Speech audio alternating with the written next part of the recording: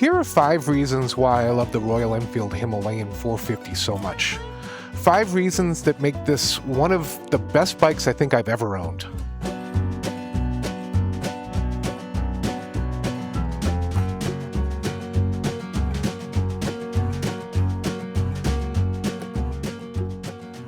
The first thing I love about the Royal Enfield Himalayan 450 is that it always feels like it's trying its best, no matter what. It's kind of like an old faithful dog. It's just always up for anything. It just wants to please you. I'm happy taking the Royal Enfield Himalayan 450 to the grocery store, packing it up with food, bringing it home, unloading it, and then packing it up with enough camping gear to go on a week-long adventure. There's almost no practical limitation to this motorcycle. The only limitations it has are things that you can change. One being the tires. The stock tires on this bike aren't all that fabulous. Although, I will say, after 4,170 miles, I don't have any major complaints. It does pretty well in the rain and the leaves.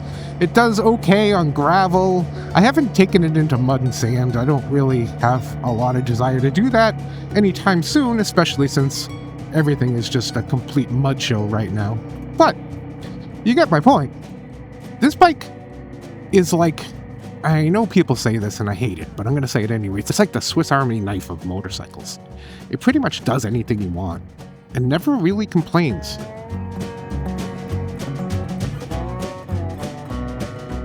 I mean, one of the nice things about this motorcycle is that it feels nice to ride when you're going slow. My Trident 660, when you ride it slow, it's just yelling at you saying, "Let's go, buddy, come on, twist the throttle." This bike is like, yeah, this is cool, let's just do this for an hour. Let's go look at the leaves. Let's go, I don't know, to the grocery store and get some beef. I don't know, she likes beef. It's the weirdest thing. The bike is up for anything. It just wants to please. It's happy at slow speeds. It's happy at freeway speeds. It makes me happy that it's happy. There's this old saying, of course, that people say that it's more fun to go fast on a slow bike than it is to go slow on a fast bike. And given that I have what is, I guess, called a slow bike, although I don't find it slow at all, and I have a fast bike, the Trident 660, I have equal but different amounts of fun on both bikes. This bike is more like relaxing therapy, where I can go on it and just feel comfortable at just about any speed, just happily putting along and rambling, as it were. When I'm on the Trident, I just want to be a little bit aggressive and get some anger out. I don't know. I don't really, but it's fun to go fast is all I'm trying to say. Anyway, number one reason I love the Himalayan so much is that it's just up for anything. The second reason I love the Royal Enfield Himalayan 450 so much is the Sherpa engine. I gotta tell you, this engine is something special.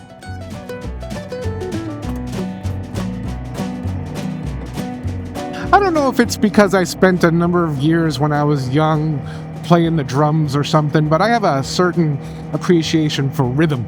The fact that I can almost tap along to the engine, put, there's something that connects my soul to this motorcycle where like a 270-degree parallel crank twist thingy twin engine just doesn't do. There's a certain connection that comes with being able to feel the engine through your body. Not in a bad way. I don't mean like it's shaking you or vibrating you, but you can feel it, you can connect with it. You know you're on a motorcycle when you're riding a single-cylinder thumper like the Royal Enfield Himalayan 450.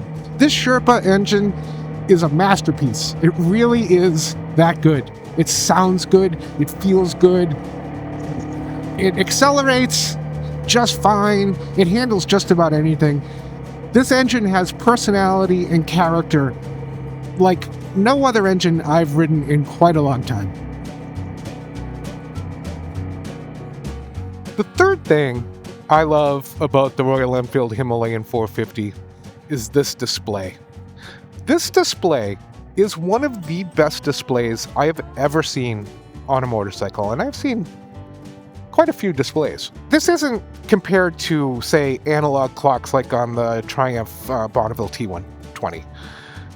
That's comparing apples to oranges. When we're talking about TFT displays, modern displays like this is about as good as you can get. Just right off the bat, the features of the display, including this mapping software that they have, is brilliant. It means that I don't have to run my chiggy Apple CarPlay thingy and have a second display. I mean, I do, because that does things that this can't, right? But this does just about everything that the Chiggy can do, and it's a little bit more elegant because it's right there, it's built in, didn't cost me any extra, and it just works, and it's beautiful, and it fits the aesthetic and the mood of this bike so well.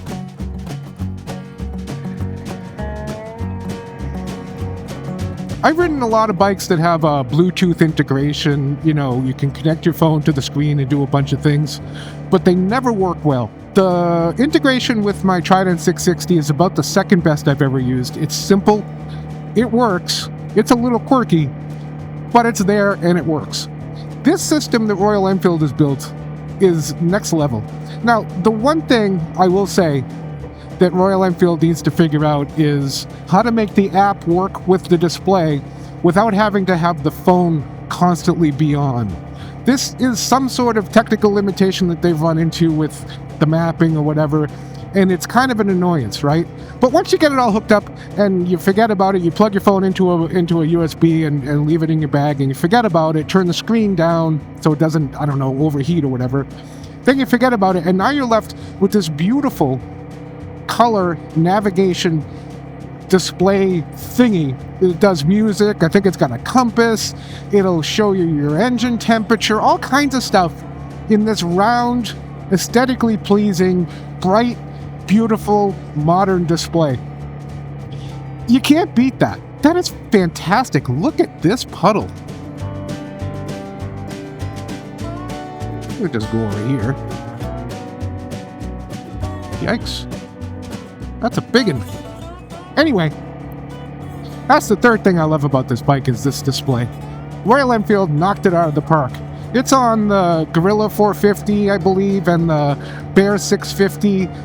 I don't know if it's on other bikes. I'm sure it'll be on the Himalayan 750 when that comes out, and whatever else is coming out at EICMA that I wasn't invited to.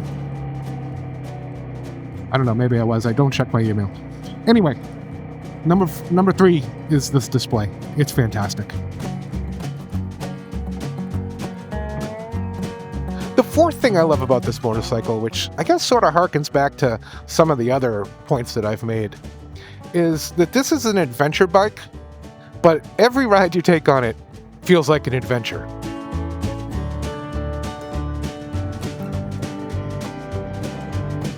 I gotta be honest, if I had like a BMW 1300 GS or whatever the hell they're called, and I rolled up to the grocery store on that thing, I'd feel kind of goofy. But when I roll up on this thing, I feel like I'm on a little mini adventure. I don't feel like it's overkill to take this to the grocery store, right? It makes every ride that I go on feel like this little mini adventure because, I don't know, I'm on an adventure bike. Adventuring through the city or adventuring through the country or wherever the hell I'm adventuring that day. There's something about having a motorcycle that's capable beyond your day-to-day that makes you feel like you can do just about anything on it. And that's how I feel about the Himalayan 450. Every time I take this bike out, even if it's just down the block or on one of my daily OCD loops that I do because I need to get out of the house and I do the same damn thing every friggin' time.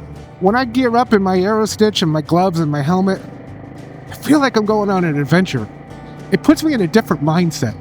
That's kind of the beauty of having an adventure bike that's not overkill. You can do these mini adventures and not feel like you're not getting what you pay for out of the bike, right? What's a BMW GS 1300 GS, whatever the hell they're called? What's that thing cost? 20, 30 grand? This is like 6 grand.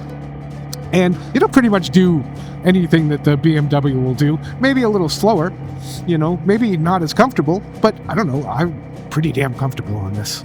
Every time I take this bike out, it makes me want to ride further. It makes me want to forget about why I went out and just hit the road and ride 300, 400, 500 miles away to some bizarre place in the middle of nowhere. My Trident 660 doesn't do that exactly, and that's no knock on the Trident 660. I love that bike. It's so much fun. It's just fun in a different way. This bike just makes you feel like you can do anything and go anywhere. And so it lets you have these little daily mini adventures on an adventure bike. It makes you feel like you're getting what you paid for every time you take the bike out and not wasting it. If that makes sense. I don't know. It's a great bike. I love it. That's what I'm trying to say. The fifth thing I love about this bike is the fact that it's so completely customizable. It's like a Christmas tree. You can hang just about anything you want on it anywhere on the bike. And there's something to be said about modding out your bike and putting the bags where you want. You know, I just recently installed the pannier racks on this thing and was able to hook up my Lone Rider moto bags, just like I had almost when I rode across the country on the Moto Guzzi. When I did that, I had a 31 liter and a 38 liter. Now I have two 38 liters because the racks are symmetrical instead of being offset for the muffler. No one cares. But I'm just telling you that this is the current setup that I'm testing right now. And the fact that I can slap these racks on, these racks cost like, I don't know, $120 or something stupid like that. It's cheap as hell compared to what I spent on the Guzzi, you know, and these racks up front come with the bike, right? So you can hang all kinds of stuff off there. You can get the guards. I'm getting some lights soon, some fog lights, whatever, running lights, whatever the hell they're called, lights. And I'm gonna connect them up here. It's like I said, it's like a Christmas tree. You can just hang all your little ornaments, all your little farkles all over the place and make the bike completely your own. Why is that smoking? Oh, it's just water. Everything's fine. Off the shelf, this bike has a ton of personality. But because it is the way it is, you can add to its personality and completely make it your own. And the more you do that, the more you fall in love with it. And that's why I've completely 100% fallen head over heels for this bike. Anyway, that's 5 things about the Himalayan 450 that I absolutely love. If you've got a Himalayan 450, tell me in the comments what some of the things you love about the bike are. Is it the engine? Is it the looks? Is it its rugged personality? Is it the sheer unadulterated speed and power? Let me know. I'd be curious to hear. I love talking about this bike. I really do. As you probably have come to learn. Anyway, I'll catch you on the next one.